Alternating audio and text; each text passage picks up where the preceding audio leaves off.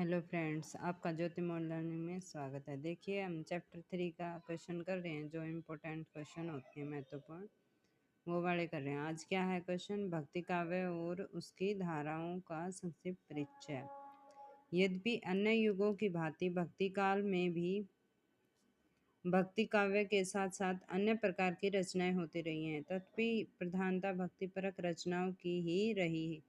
इसलिए भक्ति की प्रधानता के कारण 14वीं सदी के मध्य से लेकर 17वीं सदी के मध्य तक के काल को भक्ति काल 14वीं सदी के मध्य से लेकर 17वीं सदी के मध्य तक के काल को भक्ति काल कहना सर्वथा युक्ति युक्त है। भक्ति काल संवत 1375 से प्रारंभ होकर संवत 1700 तक समाप्त हुआ। वीर गाथा काल की युद्ध विभीषिका से त्रस्त मानव हृदय शांति की खोज में भटकने लगा। लगातार मुस्लिम शासकों के आक्रमण के कारण देशी राज्य शक्तियां पराभूत होती गई। जनता को कष्ट और विषम परिस्थितियों का सामना करना पड़ा। मंदिरों में मूर्तियों को तोड़ा गया, धर्म ग्रंथ जलाए गए। ऐसी स्थिति में जनता के सामने भगवान को पुकारने के अतिरिक्त कोई अन्य साधन न था। फलतः देश में ईश्वर भक्ति की लहर दौड़ने लगी। कबीर, तुलसी, सूर, मीरा जैसे जैसे महान कवि हमें विरासत के रूप में प्राप्त हुए। यदि भक्ति काल को विभाजित किया जाए तो हमारे समक्ष दो प्रमुख शाखाएं उभर कर सामने आती हैं, जो निम्न प्रकार: भक्तिकालीन ज्ञानमार्गी निर्गुण शाखा। भक्ति की इस शाखा में केवल ज्ञान प्रधान निराकार ब्रह्मा की उपासना की प्रधानता है।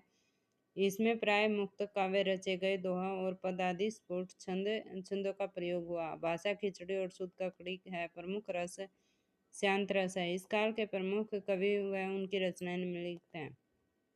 प्रमुख कवि रचनाएं: कबीरदास बीजक, सखी, शबक, रमैनी, दयालु साखी, पेरेदास, पद, गुरु नानक, गुरु ग्रंथ साहब में महला। भक्तिकालीन प्रेम मार्गी निर्गुण शाखा। इस शाखा में प्रेम प्रधान निराकार ब्रह्मा की उपासना का प्राधान्य था।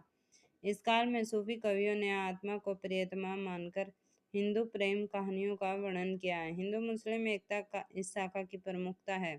इस काल के सभी महाकाव्य प्रेम कथाओं पर आधारित हैं, जो शास्त्रीय कसौटी पर खरे उतरते हैं। इस शाखा के प्रमुख कवि हैं। उनकी प्रमुख रचनाएं हैं: मलिक मोहम्मद जैसी, कुतुबुद्दीन और मंझन। भक्तिकाल सगुण राम भक्ति शाखा। इस काल में भगवान श्री राम के सत्य और शील सौंदर्य प्रधान के अवतार की उपासना की गई है। इस काल में प्रबंध मुक्तक दोनों प्रकार के काव्यों की रचना की गई है। इस काल में प्रमुख रूप से दोनों अवधी और वृज भाषा का उपयोग हुआ। कई छंदों की में रचनाएं हुई हैं। इस काल के काव्य में सभी रसों का समावेश हुआ, किंतु शांत रस श्रृंगार प्रधान है। भक्तिकालीन सगुण कृष्ण भक्ति। इसमें कृष्ण भक्ति की उपासना थी।